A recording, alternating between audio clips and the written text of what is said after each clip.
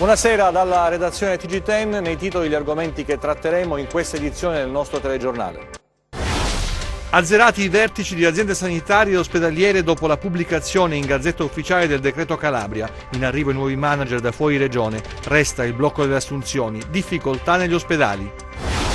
Non si hanno notizie dal 30 aprile scorso di 2 uomini a Vibo Valentia. A denunciare la scomparsa sono stati i familiari. Indagano i carabinieri. È accusato di truffa aggravata e autoriciclaggio il promotore finanziario arrestato alla Mezzia Terme e alla Guardia di Finanza. L'uomo avrebbe sottratto ai clienti più di 4 milioni di euro. 4 calabresi sono stati arrestati a Pesaro con l'accusa di aver ucciso un pensionato dopo averlo legato e imbavagliato. È accaduto lo scorso 17 marzo. Ad incastrare i malviventi tracce genetiche e alcuni video. Sono 11 le bandiere blu per la Calabria, 2 in più rispetto allo scorso anno. Le new entry sono San Nicola-Arcella e Villa Piana, in provincia di Cosenza. Rinnovato anche quest'anno il rito dell'accensione della lampada votiva nel santuario di Paola in occasione della festa di San Francesco, patrono della Calabria e della gente di mare. Serve un punto al Crotone per festeggiare la matematica salvezza. I rossoblù di Stroppa saranno di scena alla Spezia. Il tecnico critica la mancata contemporaneità delle gare. Ancora buonasera, dunque la sanità in primo piano in questa edizione con la pubblicazione sulla Gazzetta Ufficiale del decreto sulla sanità calabrese. Si attendono gli effetti che saranno davvero importanti sul comparto della nostra regione, quindi azzerati i vertici di aziende sanitarie e ospedaliere, in arrivo i nuovi manager da fuori regione, resta il blocco delle assunzioni e si prevedono difficoltà negli ospedali, ma non si placano le polemiche. Intanto concentriamoci sugli effetti del decreto. Risolto il problema della sanità in Calabria via i commissari, dentro i manager di comprovata esperienza, tutti o quasi in arrivo dalle regioni del nord. Il gruppo più numeroso arriverà dal Veneto, riceveranno una retribuzione di 124.000 euro annui più un bonus da 50.000 euro e un rimborso spese di 20.000 euro come contributo perché provenienti da fuori regione. Ebbene, eccolo il primo effetto del decreto appena pubblicato sulla Gazzetta Ufficiale in attesa di essere convertito in legge, passaggio che avverrà il 3 luglio. Nel frattempo concorsi bloccati per la cui ufficialità si attende solo che il tavolo adduci confermi il debito accumulato, tradotto che Dio ce la mandi buona. I commissari attualmente alla guida delle ASP e delle aziende ospedaliere dovranno lasciare libera la poltrona. Si salva, almeno per il momento, il direttore generale dell'ospedale Pugliese di Catanzaro e i commissari dell'ASP di Reggio Calabria nominati dal prefetto dopo lo scioglimento per infiltrazioni mafiose. Tutti a casa, quindi i commissari nominati dalla giunta Oliverio. Il governo ha pensato bene che per rimettere a posto le cose nel complicato puzzle della sanità calabrese, che a scanso di equivoci va ribadito funziona male e in alcuni casi malissimo, bisognava agire subito togliendo di mano la gestione agli attuali gestori. Non c'è nulla nel decreto che miri a migliorare l'offerta sanitaria in Calabria, non ci sono cioè le risorse necessarie per far compiere alle strutture sanitarie quel salto di qualità unita all'efficienza che i cittadini si aspettano. L'intervento a gamba tesa del governo è tutto mirato alla gestione, cioè alla macchina burocratica. Per il resto, noi calabresi dobbiamo arrangiarci e magari continuare i viaggi della speranza, perché in fondo di questo si tratta. Intanto nelle strutture sanitarie della regione la situazione è difficile, per non dire drammatica. È tutto fermo, tutto bloccato. All'ASPA di Cosenza, ad esempio, ci sono 1000 delibere che nessuno ha voluto firmare. Gli ospedali SPOC chiedono personale per mandare avanti i reparti. Se non arriveranno medici, infermieri e OS, molte strutture verranno accorpate e l'utenza verrà dirottata sugli ospedali hub della regione, che però non se la passano certo meglio. La direttiva del commissario Cotticelli ha congelato tutto. Niente assunzioni, niente forze in più per dare una mano ai reparti ormai al collasso. All'Annunziata di Cosenza, ad esempio, bloccata la chirurgia toracica, eppure le liste d'attesa sono lunghissime, con richieste che arrivano anche da fuori regione, ma la direttiva del commissario alla sanità impone lo stop al concorso di primario. Cosa accadrà dunque adesso? È facile intuire che le attese dei pazienti si allungheranno ulteriormente.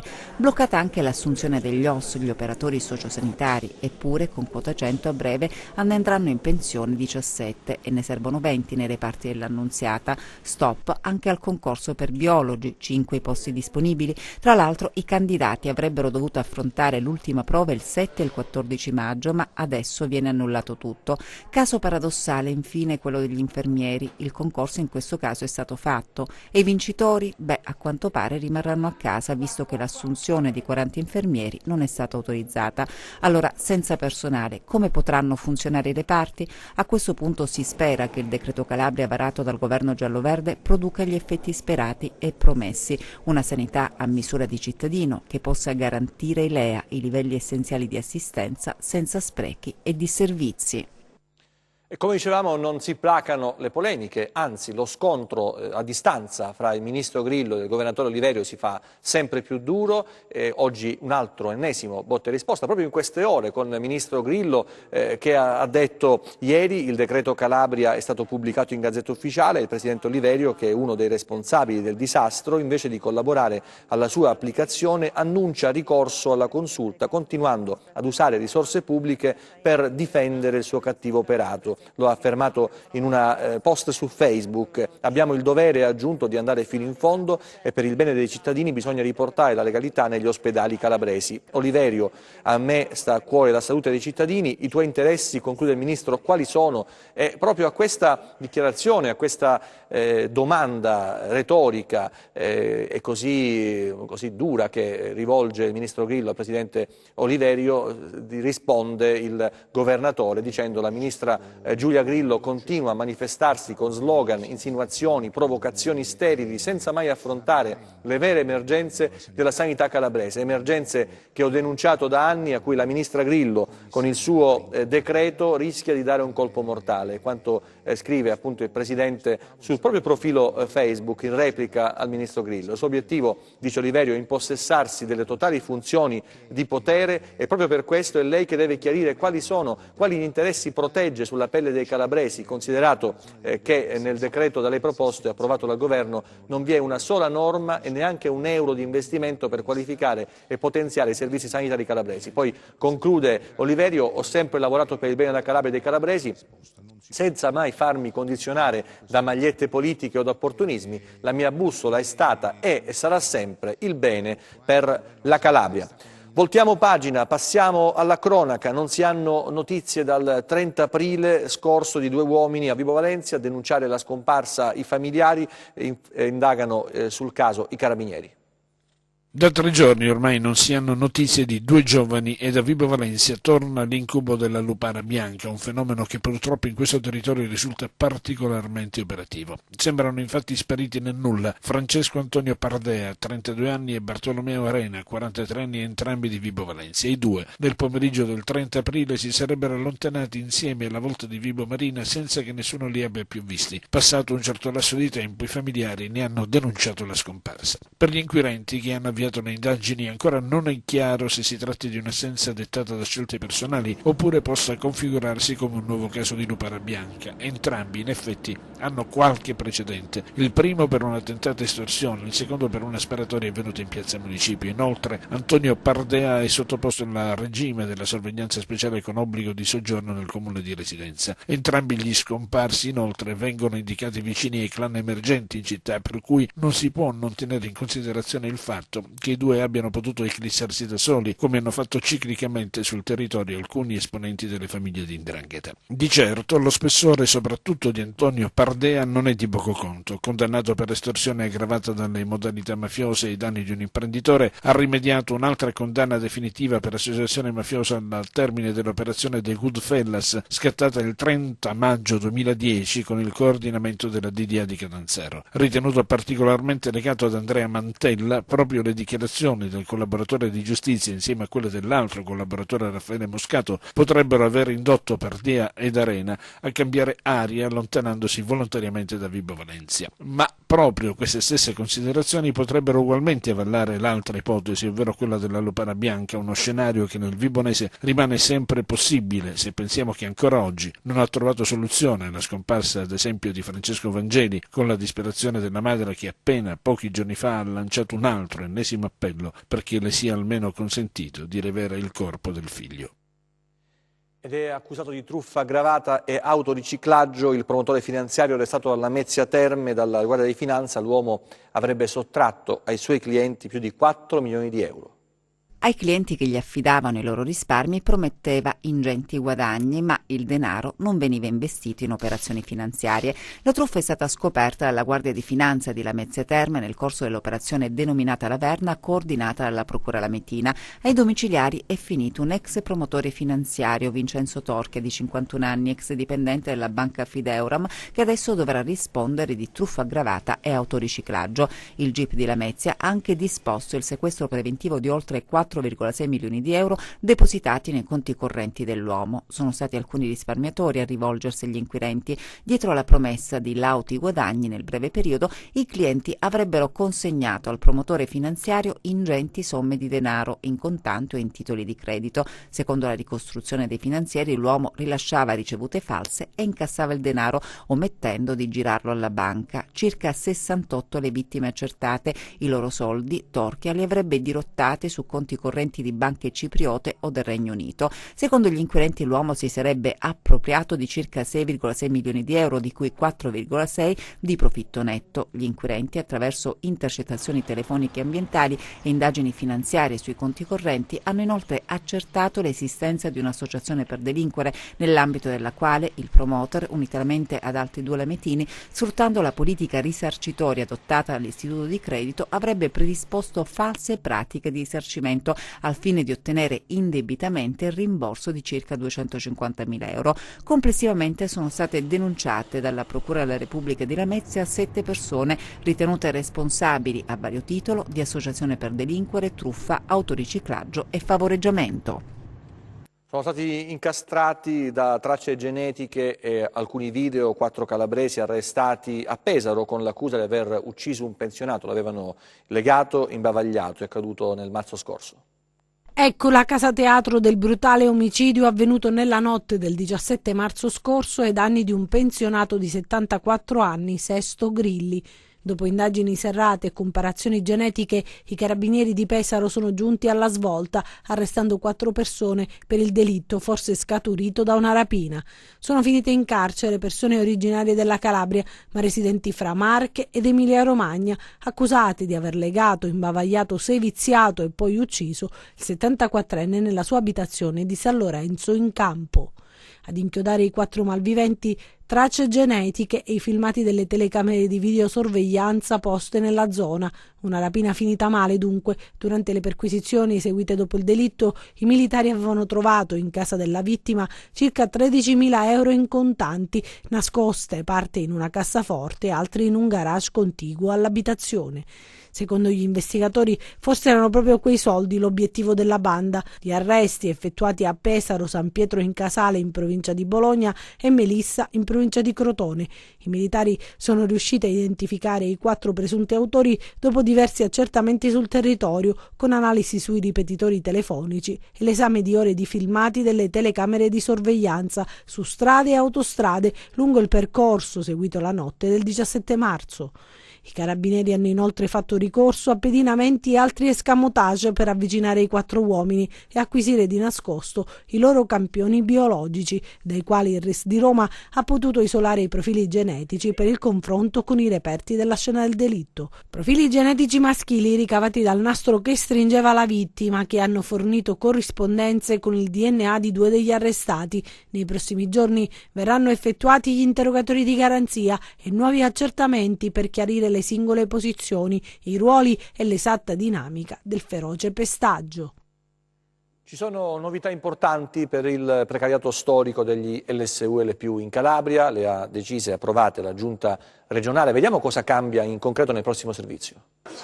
Lavoratori socialmente utili e di pubblica utilità costretti ogni anno a protestare per ottenere la proroga dei contratti. Nel dicembre scorso, esattamente il 4 e 5 dicembre del 2018, i 4.500 LSU-LPU calabresi hanno occupato prima i binari, poi l'aeroporto alla Lamezia Terme, al fine di scongiurare la perdita del lavoro precario. Sì, perché di questo si tratta: occupazione precaria, eppure indispensabile per vivere. Di conseguenza conseguenza da difendere a spada tratta. Solo dopo la tensione alta di 2 giorni difficili, da Roma è arrivato il via libera ad un altro anno di lavoro. Per quella manifestazione, va ricordato, i segretari generali di CGIL, CISL e UIL hanno ricevuto dalla Procura di Lamezia Terme un avviso di garanzia per conclusione indagini per interruzione di pubblico servizio e manifestazione non autorizzata.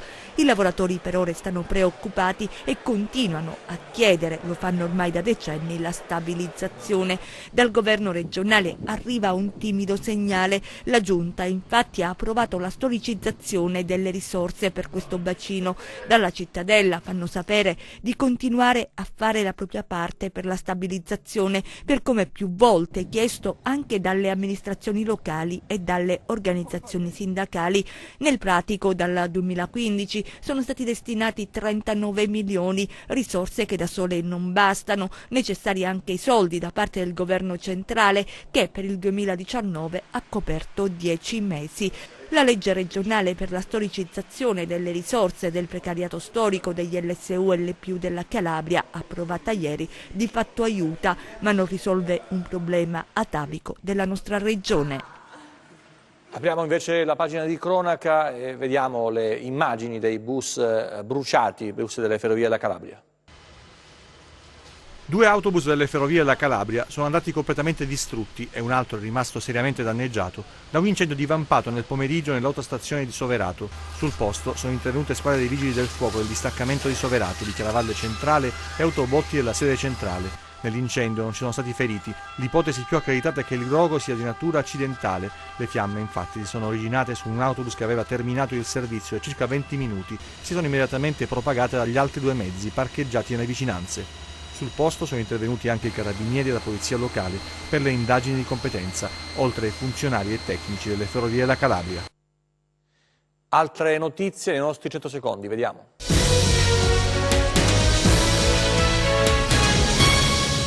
Incidente sul lavoro a Ricadi nel Vibonese. Per cause ancora in corso di accertamento, un operaio è rimasto gravemente ferito per la caduta di una trave che l'ha colpito in testa mentre stava scaricando del materiale da costruzione edile in un ristorante pizzeria di Capo Vaticano. Immediati soccorsi, l'uomo è stato trasferito all'ospedale di Catanzaro con l'elicottero. Un incendio ha danneggiato un deposito a Pellaro nel Reggino. All'interno del magazzino erano conservati atti giudiziari. Sono in corso indagini per risalire alle origini del rogo, che potrebbe essere di natura dolosa. Sul posto Vigili del Fuoco e polizia. Vasta battuta dei carabinieri nell'area dove si trova l'azienda di Rosario e Salvatore Manfreda, i 2 allevatori scomparsi da casa a Pettilia Policastro il giorno di Pasqua. Nei giorni scorsi nei pressi dell'azienda erano state ritrovate tracce di sangue, mentre l'auto sulla quale si erano allontanati era stata ritrovata bruciata nelle campagne di San Mauro Marchesato, elementi che fanno ritenere che padre e figlio possano essere stati vittime di lupara bianca. Picchia e minaccia la moglie con una pistola. Un 36enne reggino è finito ai domiciliari con le accuse di maltrattamenti in famiglia, lesioni personali aggravate, minaccia e detenzione abusiva di arma. È stata la madre della donna a sporgere denuncia. La vittima, ha detto il questore Maurizio Vallone, nel tempo intercorso tra la denuncia e la misura cautelare non è mai stata lasciata sola. È stato attivato un dispositivo di sicurezza tale da garantirle sempre la vicinanza della polizia. Controlli dei carabinieri in una ditta di Girifalco dedita all'estrazione e alla lavorazione di inerti per uso edile. In un autocarro rinvenuto un fucile calibro 20 di fabbricazione sovietica. All'interno di un frigorifero in disuso dell'autorimessa i carabinieri hanno anche recuperato una trentina di cartucce calibro 20 inesplose. Adesso parliamo di un dato importante per la Calabria, per la provincia di Cosenza in particolare, un dato che riguarda l'ambiente. Ci sono 2 nuove bandiere blu, si tratta di località balneari della provincia di Cosenza appunto, in totale sono 11 nella nostra regione i comuni che hanno ottenuto questo riconoscimento. Sono 11 le bandiere blu in Calabria, New Entry, San Nicolarcella e Villa Piana in provincia di Cosenza, che si aggiungono a Praia Mare, Trebisacce, Ciro Marina, Melissa, Roccella Ionica, Soverato, Roseto Capospulico, La Pineta, Fiumenoce di Tortora e Sellia Marina, con le località Ruggero San Vincenzo, Sena Ionio e Riva Chiara. La nostra regione è settima in una classifica nazionale guidata dalla Liguria, con 30 località che hanno il riconoscimento di bandiere blu. Segue la Toscana con 19 e la Campania con 18. In totale sono 183 i comuni rivieraschi italiani che nel 2019 hanno ottenuto la bandiera blu, 8 in più rispetto allo scorso anno. Lo ha reso noto a Roma la Foundation for Environmental Education, organizzazione internazionale no profit che promuove nuove pratiche per l'educazione ambientale. Per la Calabria le 11 bandiere blu hanno il valore aggiunto, quello di incrementare l'economia in una regione che dovrebbe fare della tutela dell'ambiente e del turismo la sua mission. Rinnovato anche quest'anno il rito dell'accensione della lampada votiva nel santuario di Paola in occasione della festa di San Francesco, patrono della Calabria e della gente di mare. A Paola sono in corso le celebrazioni per il 5° centenario della canonizzazione di San Francesco. Anche quest'anno nella maestosa aula liturgica del santuario si è rinnovata la cerimonia della consegna dell'olio, un patto d'amore che lega tutti i calabresi al loro santo patrono. Il rito solenne rinnova il voto fatto a San Francesco durante la Seconda Guerra Mondiale. Terminato il conflitto, si constatò che la Calabria non aveva subito gravi danni e, come segno di gratitudine al santo, venne donata una lampada alimentata a turno dai comuni calabresi. Da Paola è partito un messaggio forte di unità e di speranza per tutti i calabresi sparsi nel mondo, ma anche un monito per ricordare la storia, le radici e l'identità della Calabria, una terra fiera e generosa, ma soprattutto una terra di accoglienza e di pace. Cosa direbbe oggi San Francesco? Direbbe le stesse cose che diceva alla gente: siamo un po' più umani, più vivi, no? È quello che anche Papa Francesco sta lanciando nella nostra realtà, perché abbiamo bisogno di ritrovare, no, il volto dell'uomo, il volto dell'altro, perché quando si trova l'altro e si cerca il volto umano, vuol dire che viviamo in quella civiltà dell'amore tanto auspicata dai nostri padri, anche da Papa Paolo VI. Si parlava della civiltà dell'amore, ma che è data a ciascuno di noi, ad ogni persona, ad ogni comunità, lavorare perché realmente si realizzi. Una Calabria migliore dipende da noi e questo significa anche essere santi. Quest'anno l'olio è stato offerto dai comuni di Acri, Montalto Ufugo e Paterno Calabro. A versarlo nella lampada sono state diverse categorie sociali, in rappresentanza del disagio, delle difficoltà, ma anche dell'accoglienza e dell'amore. La scelta dei comuni non è stata casuale. Queste 3 comunità sono tutte impregnate della santità dell'ordine dei minimi istituito da San Francesco. Acri, infatti, oltre ad essere la città di Sant'Angelo, ha dato anche i natali al beato Francesco Maria Greco. A Montalto Ufugo il volto della misericordia è stato rappresentato dalla beata Suor Elena Aiello. Paterno Calabro, infine, è la patria del servo di Dio padre Paolo Rendace, uno dei primi compagni di San Francesco di Paola. La lampada votiva è stata accesa dal presidente della regione Mario Oliverio all'inizio della solenne celebrazione eucaristica. Festa religiosa anche a Cosenza per il Santissimo Crocifisso, vediamo. Cosenza celebra il Santissimo Crocifisso con una grande e partecipata festa dell'identità che aggrega tutti i cittadini nella chiesa convento detta della Riforma. La chiesa, che ha poi dato il nome a tutto il quartiere del centro storico, è così chiamata in quanto dal XVIII secolo fu dimora dei frati riformati, che furono i primi ad introdurre il culto al Santissimo Crocifisso. Il momento clou è stata la solenne celebrazione presieduta dall'arcivescovo di Cosenza Bisignano, Monsignor Francesco Nolè, alla presenza delle massime autorità civili e militari. La Santa Messa è stata preceduta da un omaggio floreale da parte dell'amministrazione comunale di Cosenza, rappresentata dall'assessore Francesco Caruso. La festa, che rievoca la data del ritrovamento da parte di Sant'Elena della vera croce di Cristo, è soprattutto l'occasione di una profonda riflessione collettiva sul significato della morte e della resurrezione di nostro Signore Gesù Cristo. È molto sentita questa festa ed è anche impegnativa, è una festa che ci impegna alla sofferenza, ad accettare la croce che il Signore ci manda, ma soprattutto a condividere la croce dei fratelli, quindi non è solo festa, è anche impegno da parte dei cristiani di stare vicino a chi soffre. Questa festa avviene subito dopo la Pasqua e quindi ci riporta al mistero pasquale di non fermarci solo alla croce, ma di andare alla risurrezione del Signore, perché se fosse solo morto Gesù non avrebbe fatto niente di eccezionale, ma siccome è risorto ha dato significato diverso di gioia, di amore, di disponibilità e soprattutto di conversione a tutti coloro che con Lui soffrono, perché come dice San Paolo, con Lui anche risorgeranno. I festeggiamenti in onore del Santissimo Crocifisso si concluderanno con la processione che partirà dal santuario nel pomeriggio alle 18 e attraverserà le principali strade della città. E adesso il calcio, il Crotone è vicino al traguardo, manca un punto, il mister Stroppa critica il fatto che non si giochi in contemporanea sui campi dove ci si contende la salvezza oppure la posizione play-out per quanto riguarda le squadre che inseguono. Cosenza che scenderà in campo per l'ultima volta perché poi nell'ultimo turno servirà il riposo, vista la mancanza di una squadra nell'organico, e poi Catanzaro che dal terzo posto lancia la sfida play-off. 180 minuti al termine del campionato di Serie B, al Crotone basta un solo punto per centrare la matematica salvezza, servirà a pareggiare o domani in trasferta alla Spezia o allo Scida nell'ultima sfida con l'Ascoli. Due possibilità per i pitagorici che dopo la vittoria di mercoledì con il Benevento sono chiamati ad un altro piccolo sforzo prima del meritato riposo. Come ho detto nelle ultime partite è una finale, sarà una finale come lo sono state le ultime partite.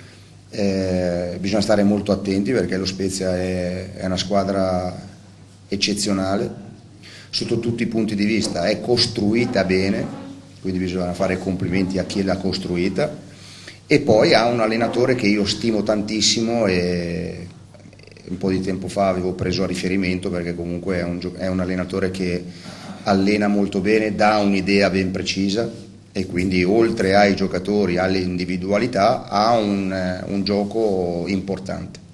Attenti allo Spezia però, che non ha ancora consolidato la propria posizione nei play-off e vorrà tentare il tutto per tutto nell'ultima sfida casalinga della stagione. Voglio fare un riferimento a un calendario un po' che non mi piace, perché nelle ultime due partite, o perlomeno in questo weekend, è strano che noi giochiamo oggi, giochiamo domani e il giorno dopo giocano altre squadre che giocano per lo stesso obiettivo e quindi mi sembra così.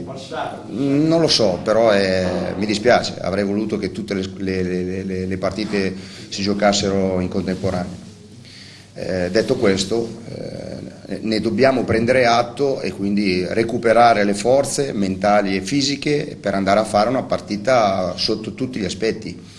Tecnico, tattico e anche fisico. Domenica poi toccherà al Cosenza sfidare in notturna la Salernitana. La squadra di Braia, già matematicamente salva, giocherà senza troppe pretese, ma di sicuro vorrà chiudere in bellezza la stagione. In queste ore in molti hanno deciso di acquistare il tagliando per assistere ad una sfida fra eterne rivali. In Serie C rende Regina alla finestra, gli Amaranto pensano già alla post-season, mentre il Catanzaro dopo la vittoria nel recupero con la Viterbese sfida il Trapani alle 18:30 per consolidare la terza posizione in classifica. La Vibonese invece sfiderà il Potenza in una gara con poche motivazioni e poi si penserà al futuro. Adesso il meteo con le previsioni per le prossime ore.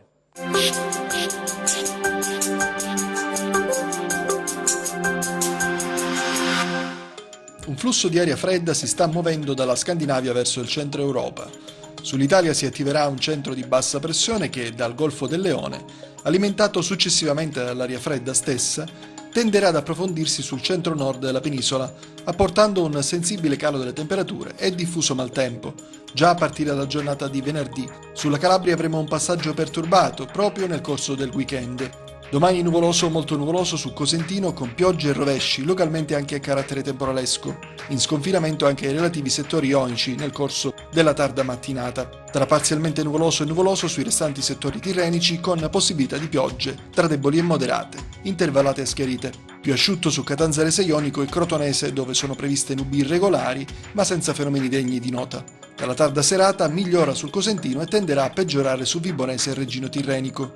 Temperature in calo nei valori massimi sul Cosentino, stazionari altrove.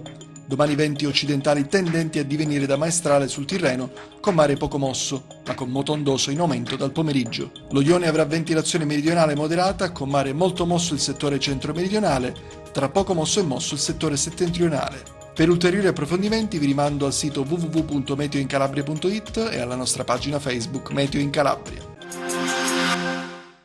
TG che finisce qui, ci vediamo nelle prossime edizioni, grazie per averci seguito, arrivederci e ancora buona serata.